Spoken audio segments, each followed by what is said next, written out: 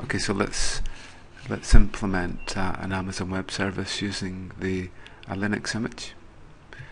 So we've already created an image here, and we'll use this one. Okay, so this will help us to create the virtual image.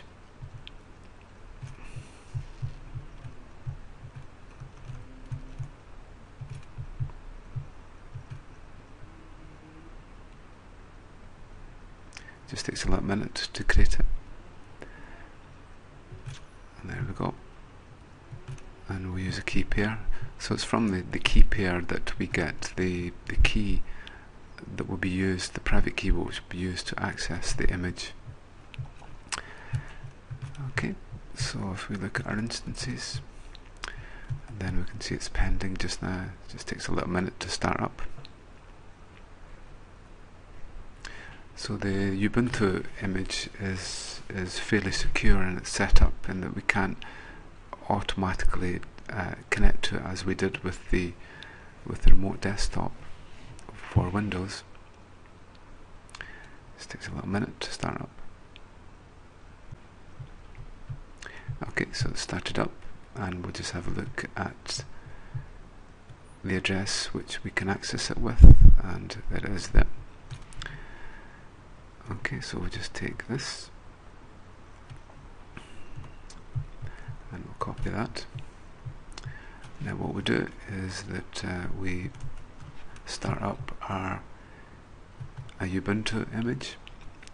So again, this will take a little minute to start up. So while it does that, we'll have a look at the setup for the lab.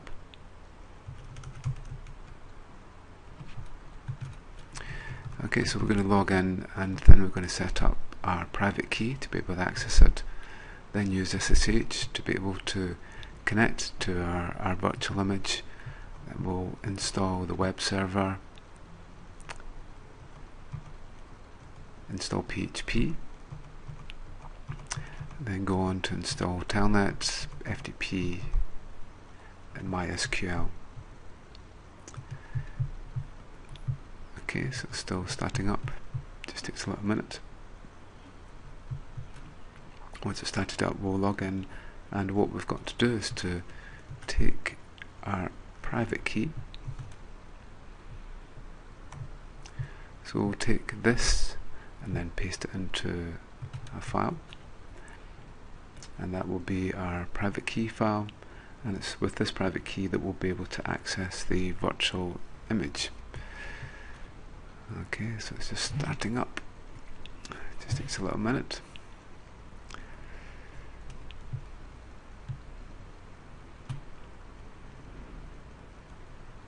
And you should find that there's no web server installed on it at all, no Telnet, no MySQL and so on. And we're using SSH to communicate with it initially. Okay, so we'll just get logged in.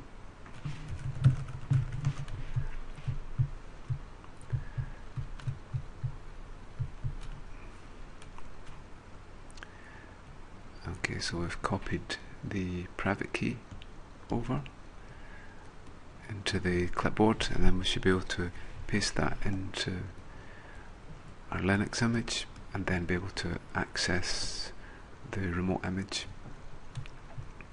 Just takes a little minute to get started.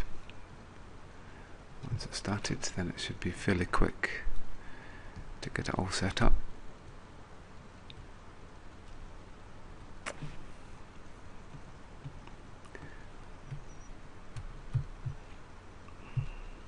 It's obviously running a little bit slower because it's running Camtasia at the same time.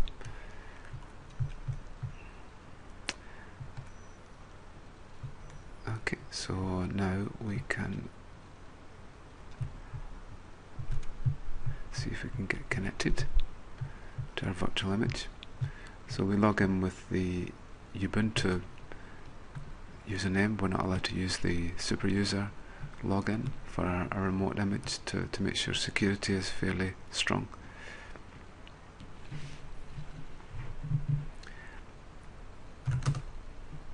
So what I've done already is we'll create a virtual image. We'll create our keys, so we'll call it my key.pem. And we'll go and get our key here.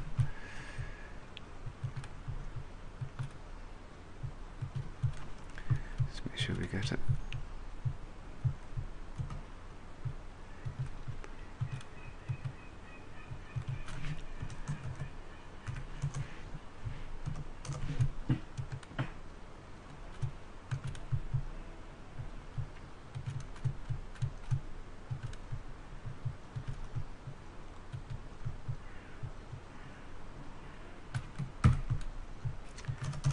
We have it. I think what we need to do is to make sure it goes into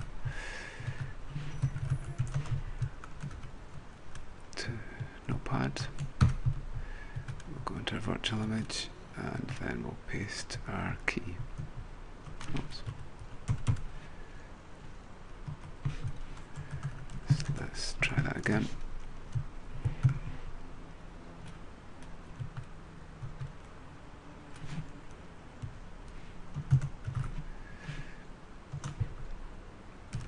Okay, so we should now have our key.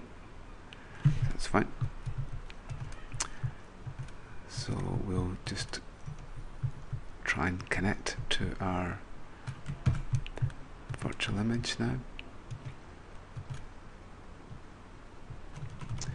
So what we've got to do is we've got to use the DNS that we've been allocated for this image.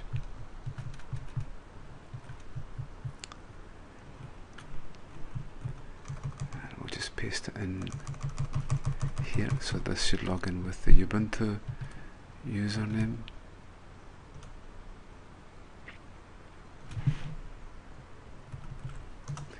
That looks fine. Okay, so the first thing we do is to change mod on my key to make it more secure. Now we'll do the same again. Hopefully this time we'll get in. Okay, so here we are. So we're into our virtual image.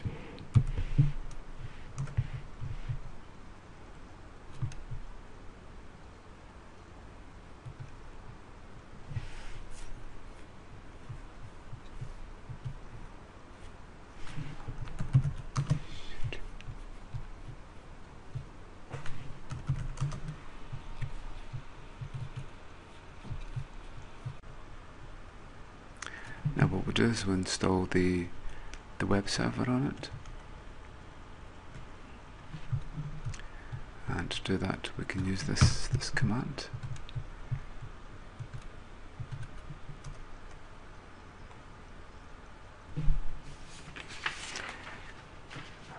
Okay, so we can change the super user password, change the Ubuntu password.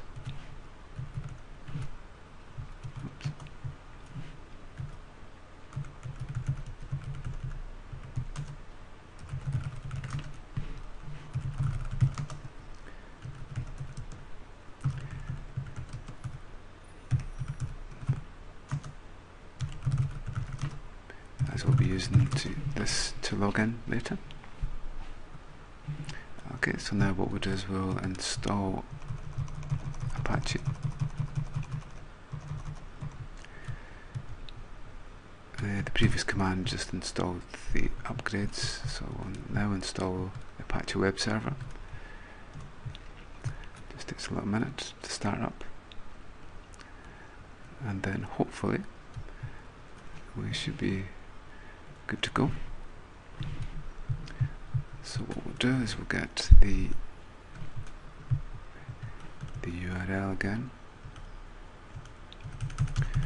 from our web services, login, just copy that, and what we'll do is we'll just see if we can connect to it. Hopefully it should be okay. And there it is there. Okay, so it works is the default page, and we'll just check that. So go to var www. Here is our index file. We'll just change it just to show that it actually works. We'll modify it.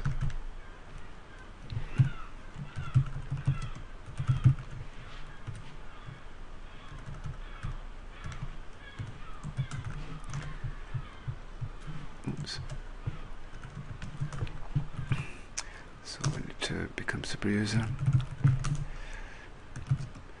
And then we'll edit it again.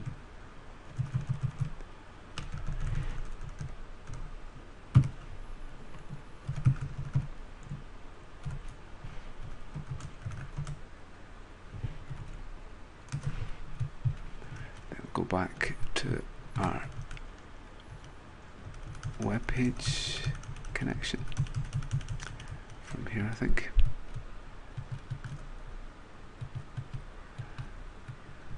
And we just make sure that we've got the right address. There, 56.107.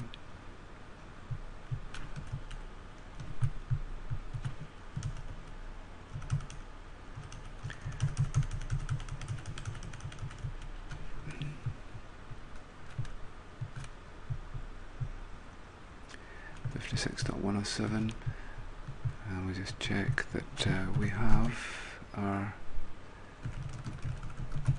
new web page. So she should now say hello, and we'll go back to our website. Get that one there.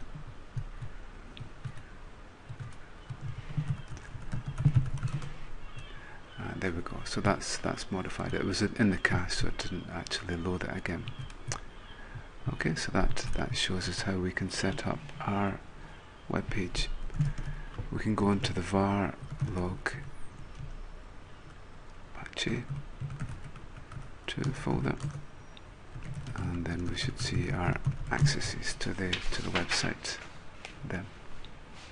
Okay, so the next thing we'll do is to install PHP.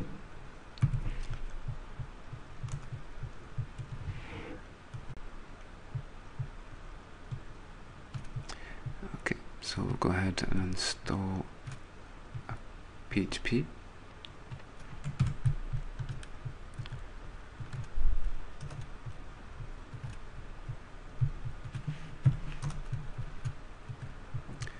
And then we'll install this library.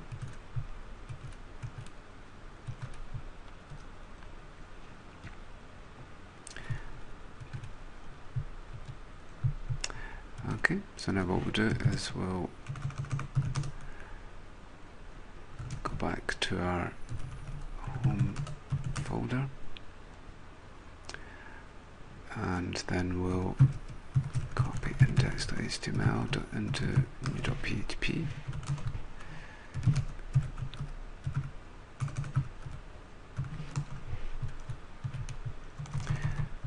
Just get a very simple example of PHP just to make sure it works. Something like this. So it's a server-oriented language. So the special tags are between the PHP tags. Okay, so this should show hello world, hopefully.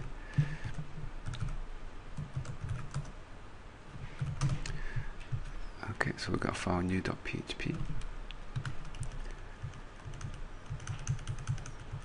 and let's find our browser again.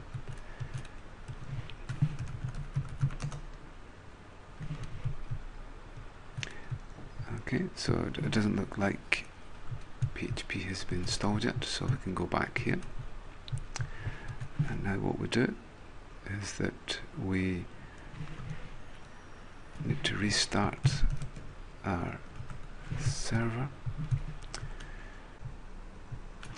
Okay, so we've got to reload PHP here. Okay, and then after this we can restart our Apache web server.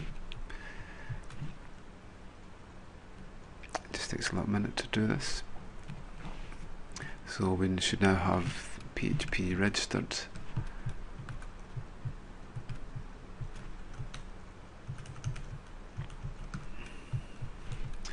And then we go there, we can see that it prints the hello world, so we can now get access to PHP.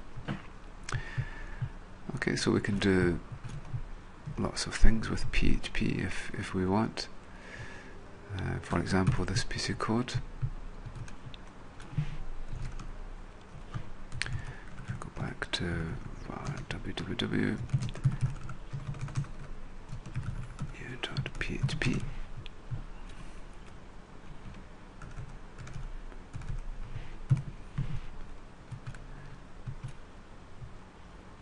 Okay, so that's an example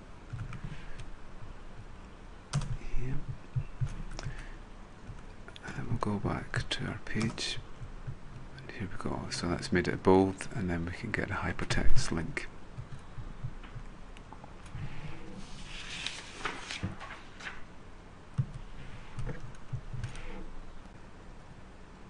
Now what we'll do is to install Telnet. Okay, so the packages we need to install are these ones.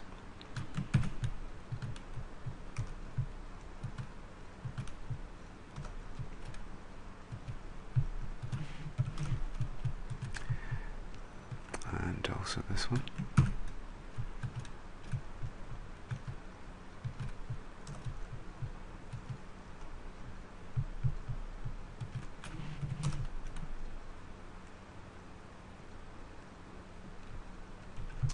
Okay, so now what we'll do is we'll run putty and we'll connect to our Telnet server. We just need to find its name again.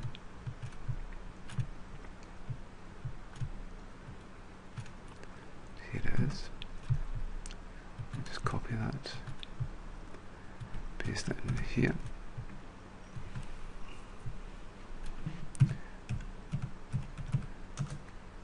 And we'll log in with the usernames and passwords that we've actually created. Okay, so now our Telnet server is working.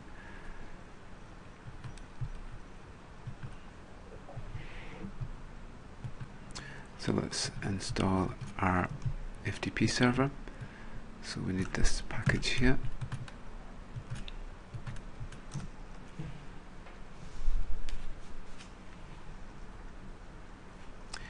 Okay, so hopefully that's now been installed.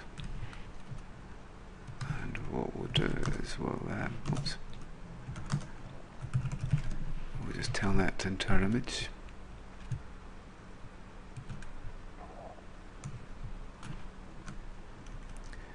Just need to get the DNS again.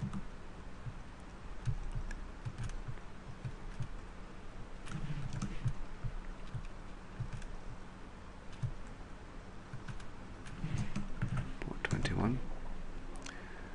So there we go. User, so we should find that it's been set up so that we can't log in as any other user apart from anonymous.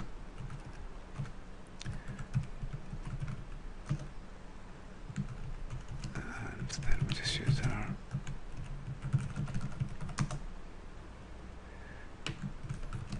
need to make sure that we don't use any other characters. Oops. Oh, I can see there that we should, we'll just try one more time. ENONYMOUS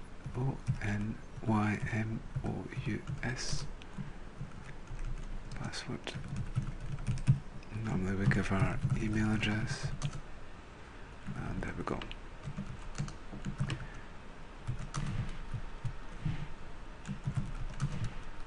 And so on. Okay, so we now have FTP set up.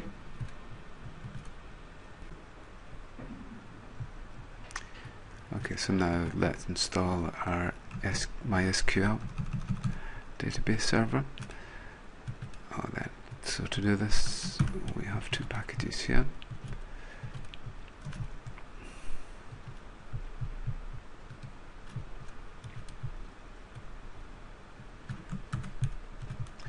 And this one.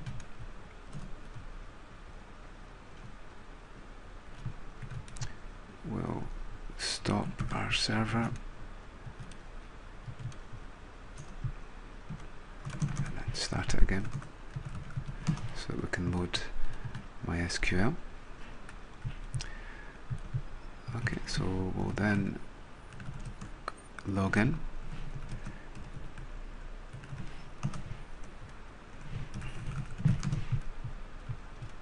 Okay, so we get our commands. Now what we can do is create our database.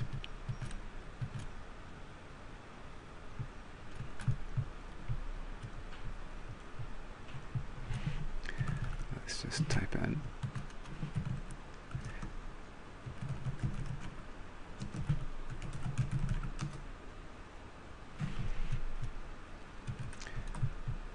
So, sorry, need to create it first.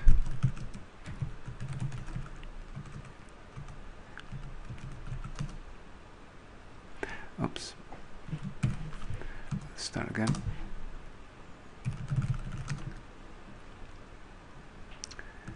Okay, create database, my database, put a semicolon at the end of it. So our database already exists, so that's okay. And what we'll do is we'll say use my database. Let's try and get it right.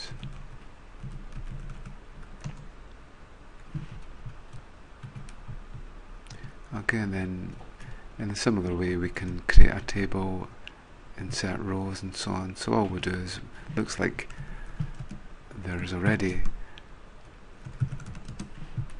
a table in there. So select it from my names, and there we go.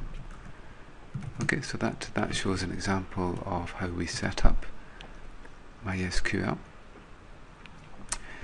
Now what we'll do is that we'll see if we can interface to our database.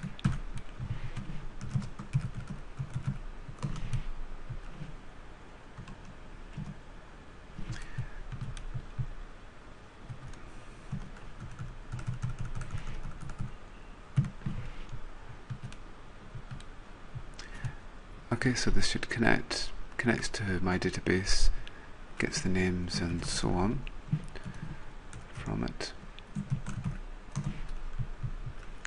So we'll now go back and find our web page, and there we go. So it's shown the link to our database. Okay, so this has just been an outline of a basic setup on Linux for Apache.